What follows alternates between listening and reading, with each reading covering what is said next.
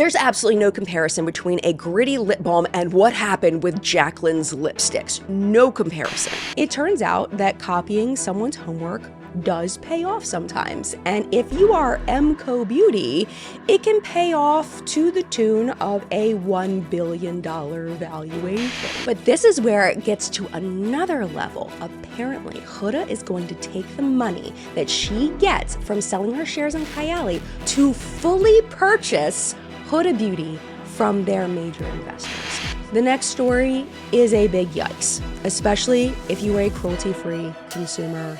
This is not good. The US FDA has confirmed that new sunscreen requirements will mandate animal testing on all sunscreens with very specific ingredients.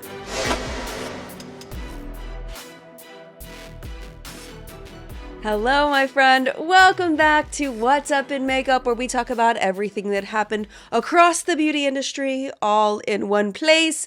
Before we get started, we need to take just a moment to thank this week's sponsor. This video is very kindly sponsored by Typology. Typology is a French skincare brand that focuses on simple and effective formulas with active ingredients that have been shown to work. Typology is also vegan and cruelty-free, and they also use both recycled and recyclable packaging for all of their products. My first love from Typology was their regular skincare, but ever since I've been using their tinted skincare, I cannot stop using it. I've been using it both on camera and off camera. Y'all know I just got back from a vacation. I brought my Typology stuff with me. Of all the choices I had, that's what I chose. And I chose it because that's what I wanted to bring, because it is that good. For example, this is their tinted serum. The purpose is to have your skincare along with a light coverage. So you're cutting down on steps and starting your day with beautiful skin.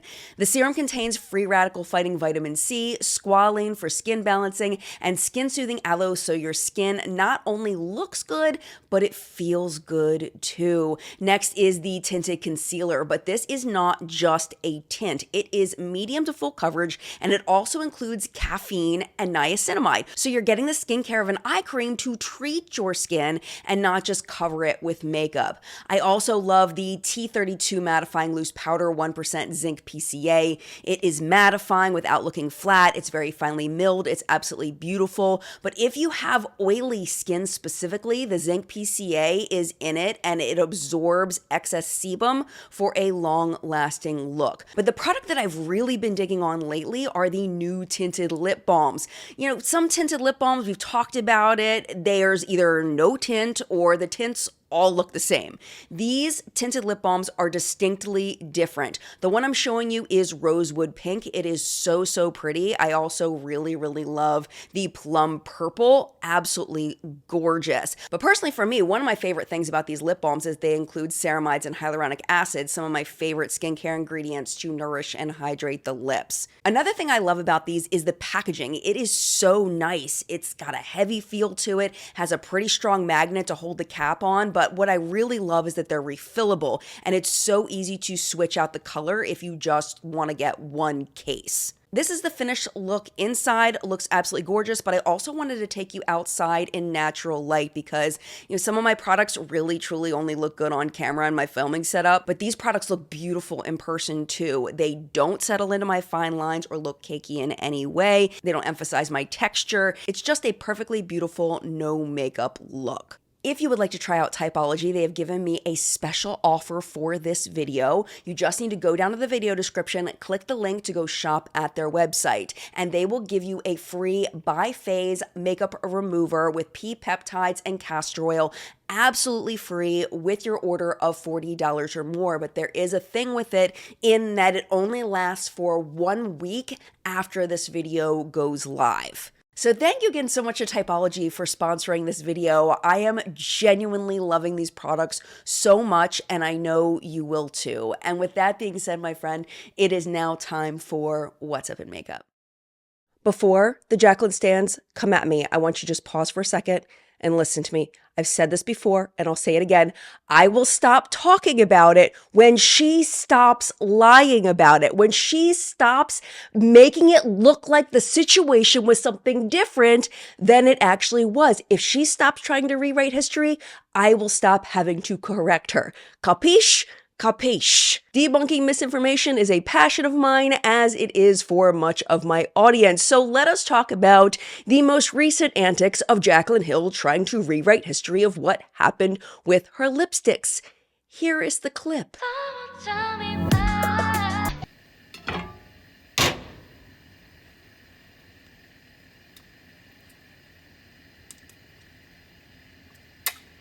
First note is that I did have to switch out the music because, of course, she used copywritten music.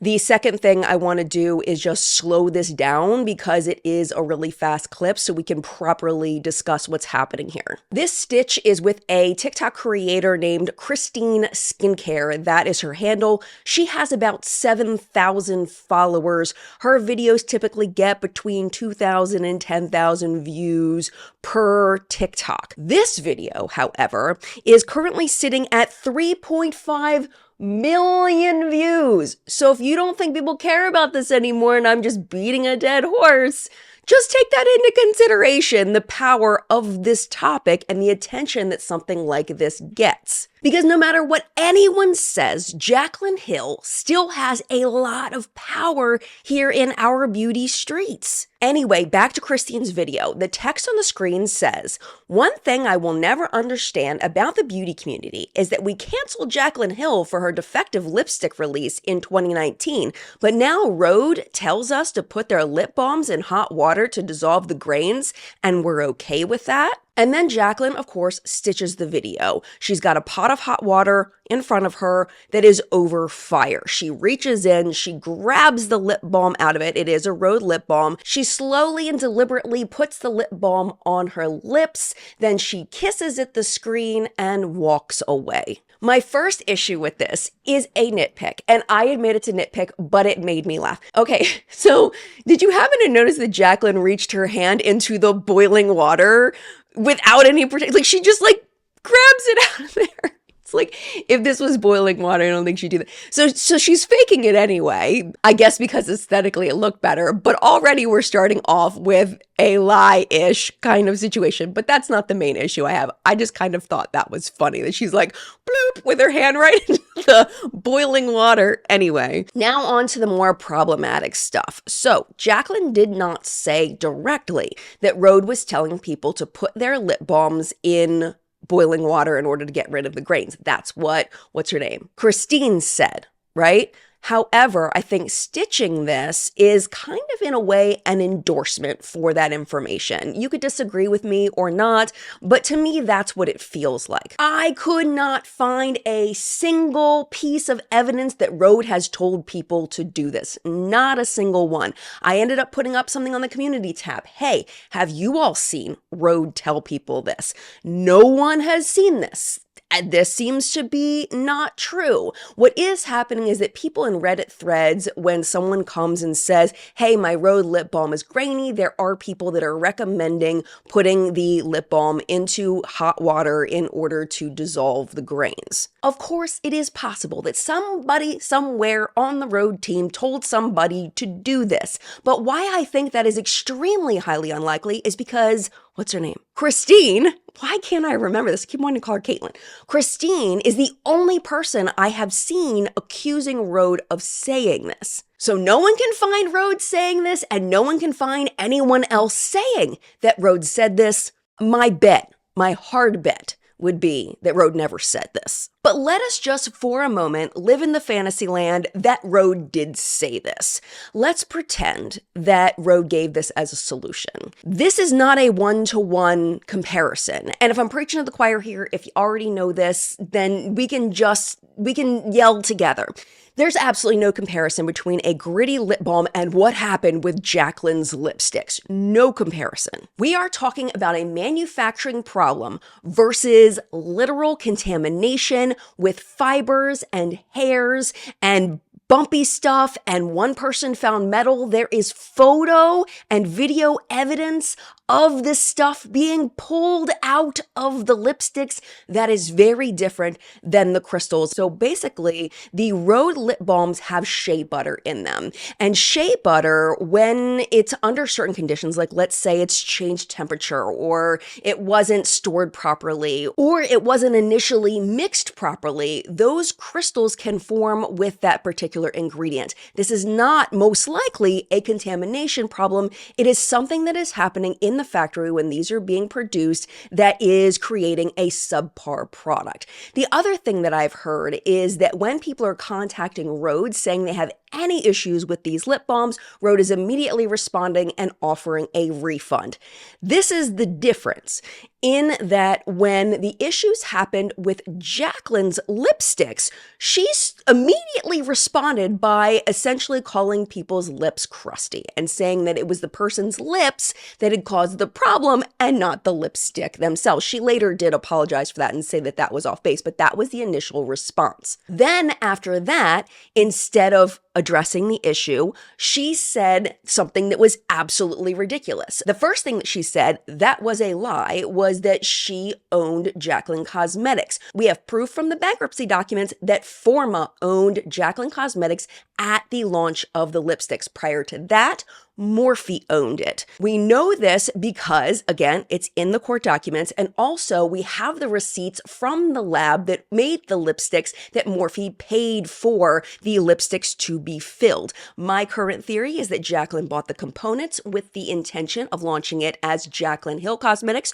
Her and John Hill break up. She ends up hooking up with Linda from Morphe. Linda gives her a sweet deal and says, we'll handle all the businessy stuff. You can handle all the fun stuff in exchange for us just licensing your name. We'll give you a huge cut similar to the cut that we gave you for the Jaclyn Hill eyeshadow palette that we did for you. Jaclyn stood to still earn millions and millions of dollars without having to do nearly the work she would have had to do if this was her own brand. But when hit the fan, she had told people it was a family-run business, so she doubled down and took responsibility for what happened with the lipsticks. Hey guys, welcome back to my channel. For today's video, I don't even need to give you an intro. You know why we are here. I want to address some of the issues that my customers are having with my first launch of my brand, Jaclyn Cosmetics, and my lipsticks. I've been going through all the documentation and on the phone with labs and chemists and the owner of my lab and my entire team for several days and doing a very in-depth investigation to figure out exactly what's going on so that I can give you the most informed information as a brand owner. This was a lie. I've said this so many times, and that's probably why my tone sounds like this, because I'm so upset that this hasn't made it further into the community. Jaclyn has never admitted that it was a contamination. She has always stood by that the lipsticks were fine. My lipsticks are not moldy. They are not hazardous. They are not contaminated. They are not unsafe for you in any way, shape, or form.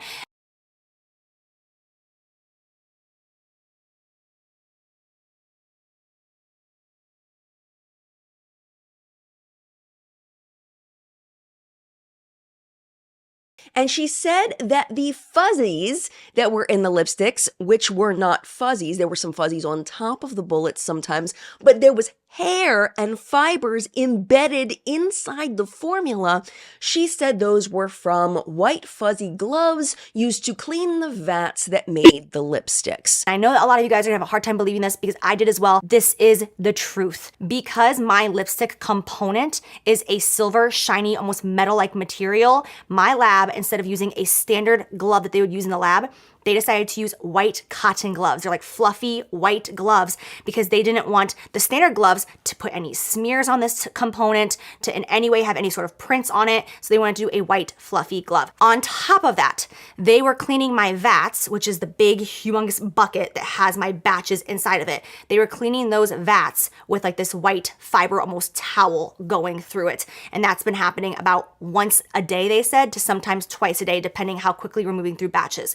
So those two things combined, that is what you are experiencing, are little white cotton fibers coming off of their gloves. And it is so beyond unacceptable. And I am so sorry this happened to you guys. And for obvious reasons, we will no longer be making any more products with this lab because that's just not what you guys deserve. Anybody that has ever worked in a manufacturing facility that has weighed in on this topic has said that that does not happen. You do not use those kinds of gloves for that very reason. Some people have said, well, maybe they were cleaning off the outer bullets and some of it got on there. That does not explain that.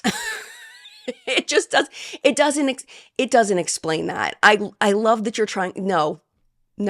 It doesn't. We also later found out from the bankruptcy that Morphe had rushed the process. And personally, I believe because they didn't give the lab enough time to properly manufacture these lipsticks, they were rushing and didn't properly clean in order to make sure that the lipsticks wouldn't be contaminated. My lipsticks did not go into mass production until the same month that I actually launched my brand. It was only a couple weeks prior to my launch that we started actual mass production. Is the humongous vats. It's almost like, I always want to use the word beaker, but it's not like a beaker or smaller. It's like these gigantic, huge vats that are in labs. It's like this gigantic thing that holds all of your lipstick and it like spins like this and mixes everything up.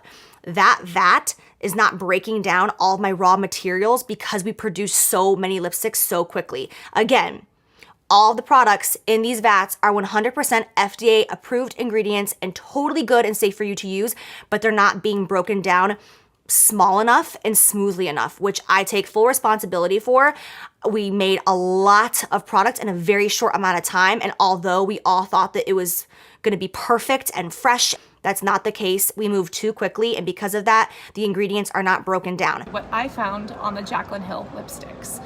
So as you know, I found hairs, again, 99.9% positive they're animal. The only 0.1% that I am not positive is because I don't want to be sued. Do you see how this is a little bit different than just some shea butter that is crystallized within a product?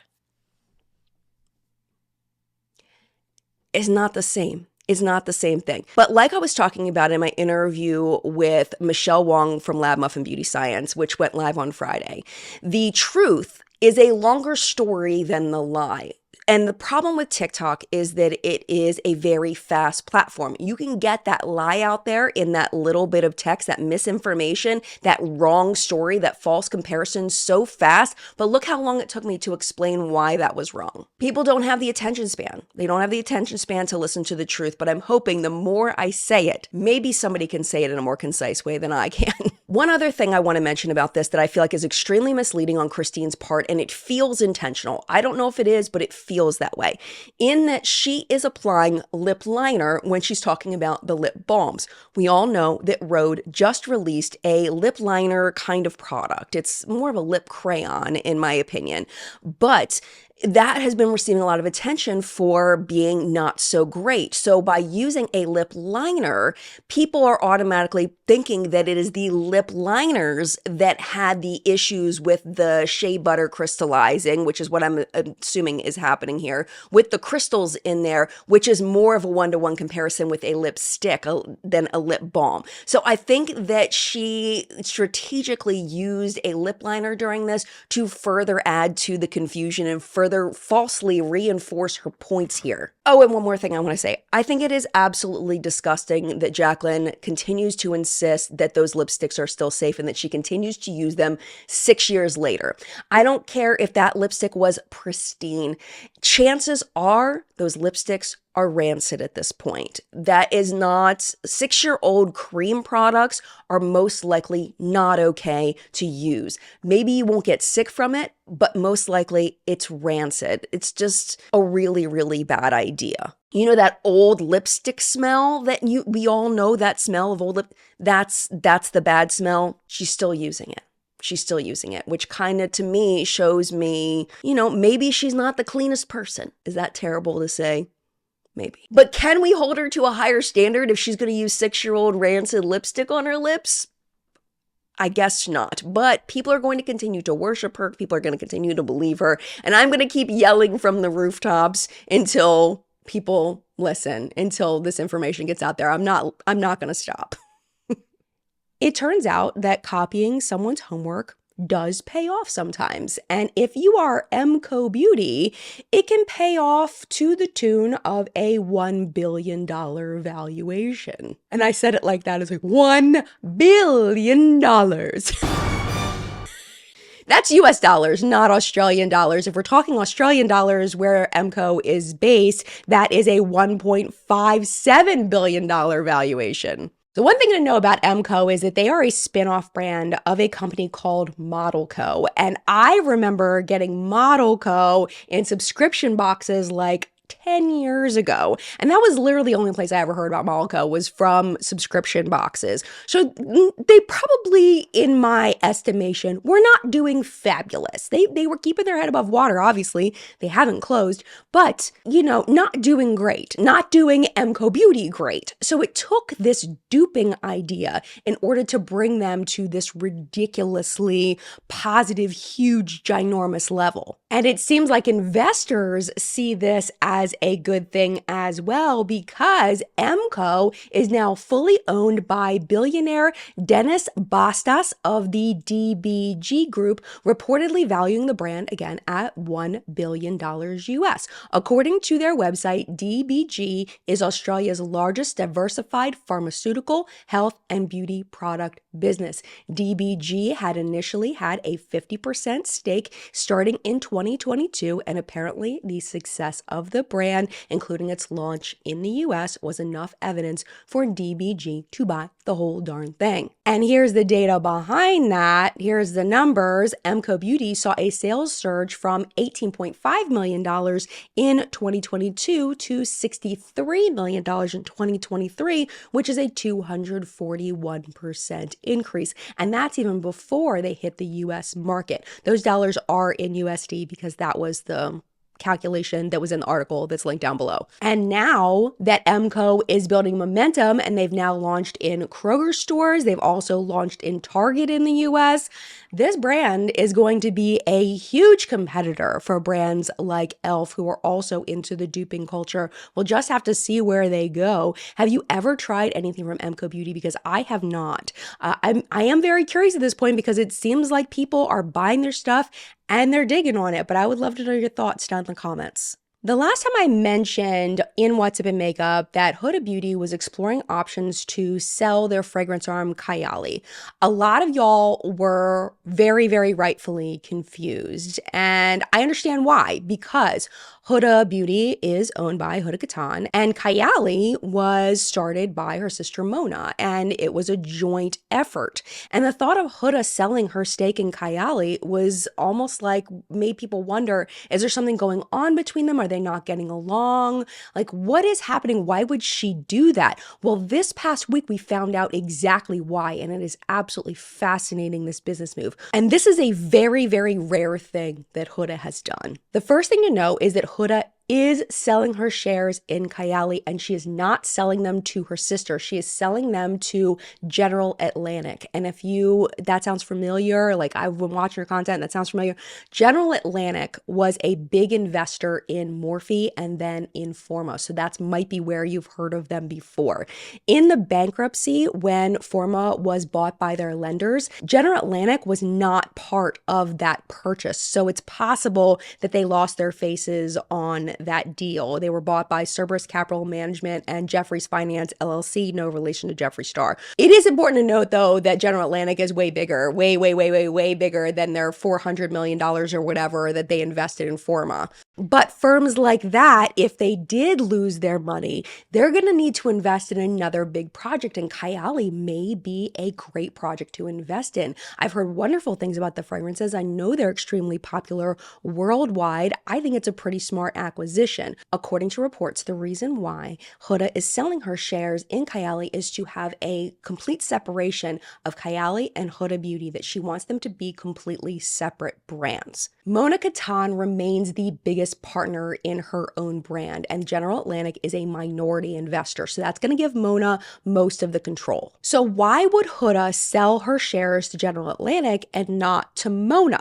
It's because General Atlantic has money to fund Kayali to, if they have an investment in it, then they can help it grow even more. They can help it expand its reach. They can develop new products. They can put more into R&D. There's so much that a brand can do if they have a big money behind them, and that's what General Atlantic is going to give Kayali. But this is where it gets to another level. Apparently, Huda is going to take the money that she gets from selling her shares in Kayali to fully purchase Huda Beauty from their major investors, so that Huda Katan will then become the 100% owner of Huda Beauty. TSG Consumer has owned part of Huda Beauty since 2017, which means that Huda has had to check with them with all of the choices that she wants to make. And it looks like she is tired of that and she wants to have full control. Now, Huda Beauty doesn't have the same need for the funding that Kayali does because Huda is an established brand. She's already all over the world. She doesn't necessarily need that funding, especially if money's good right now. And I don't think she would do this if she didn't think money was good and that she didn't need investors right now. This is an extremely rare thing to do for a brand owner to buy back their shares from investors so that they become the full owner again. It is extremely rare. So I'm very, very curious what Huda's going to do now that she's going to be full owner, and also very curious about the reach of Kayali now that they have this big investor behind them. Only time will tell. I'll keep you posted. The next story is a big yikes, especially if you are a cruelty-free consumer.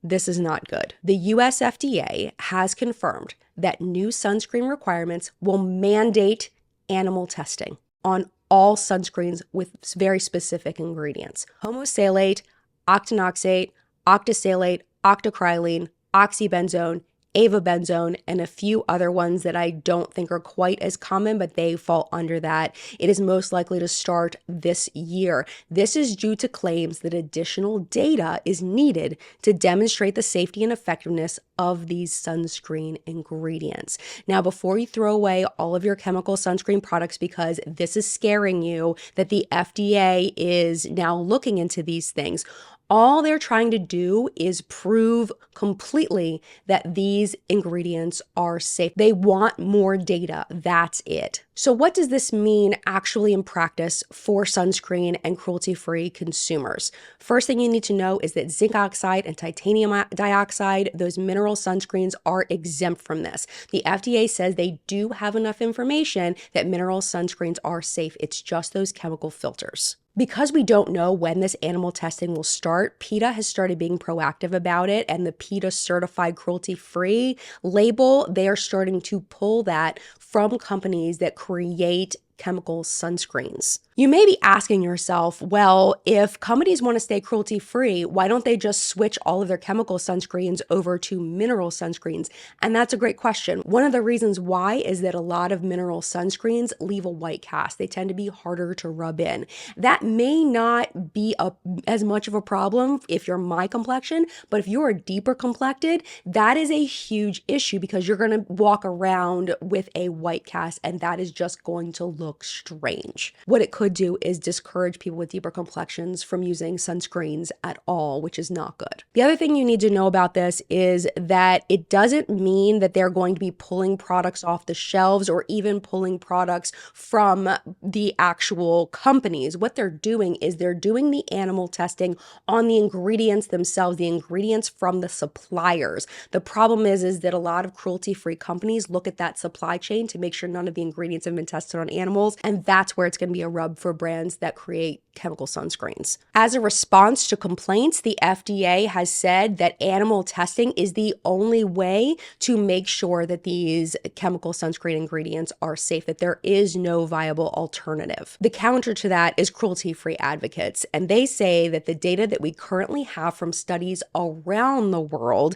is enough to say that they are safe. They also point out that animal tests are costly and long, and they often don't have a one-to-one correspondence with what happens in humans because we're talking about a completely different animal. Literally, the way human bodies function and the way that animal bodies function and the way they set up these tests isn't always conclusive that that's what's going to happen in the real world. So after all this time and all this money, the information that they may collect could be invalid. As always, I'll keep you posted if I hear any updates on this. And if you are interested in this topic, I highly recommend the article that's linked down below. It goes into a lot more detail. Jumping from cruelty-free cosmetics to class action lawsuits for false marketing claims, we have Olay in the news. And I think this one may be a good class action to have. A lot of times when I read class actions, I'm like, there really isn't a lot of merit to this based on science. This one does. Let me tell you what's happening.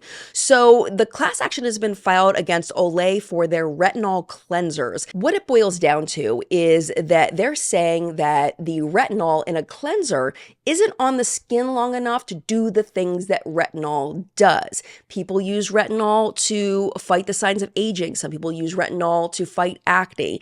And they're saying that in order for the retinol to do the things, it has to sit on the skin for a while, and cleansers you're just rinsing off. You can't do that. So when you have a cleanser and it says retinol prominently on the front, and that retinol, though in the product, isn't able to do its job, that's misleading. Here's a quote from the lawsuit. It says, P&G exploits consumers' perception of retinol's benefits and their lack of knowledge about how retinol works by deceptively advertising and selling an array of retinol facial and skin cleansers that purport to deliver the commonly understood dermatological benefits of retinol, but are rinsed off right away, therefore minimizing their contact time with the target organ, in this case, the skin. In that, washing off retinol within seconds after application means the retinol will not and cannot provide the advertised benefits. I mean, that makes a whole lot of sense to me. Like I was saying earlier, with my mom in my basement knowledge of doing this stuff for 10 plus years, I think this makes a whole lot of sense. I feel like the general consumer,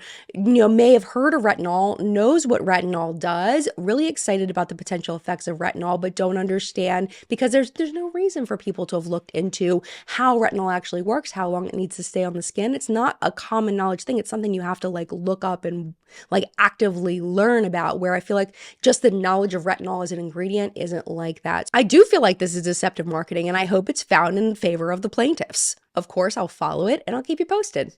In our lighthearted story this week, we are back with CeraVe, and where we really fell in love with CeraVe's marketing was the Michael Cera ad campaign that they ran in the Super Bowl last year. It was super cute. Michael Cera was fantastic in it, and I think that CeraVe is still chasing that. They are carrying on the joke with 3 new celebrities. We have NBA Mavericks player Anthony Davis, UConn basketball player Paige Buchers, and internet celebrity and most recently Broadway star Charlie D'Amelio.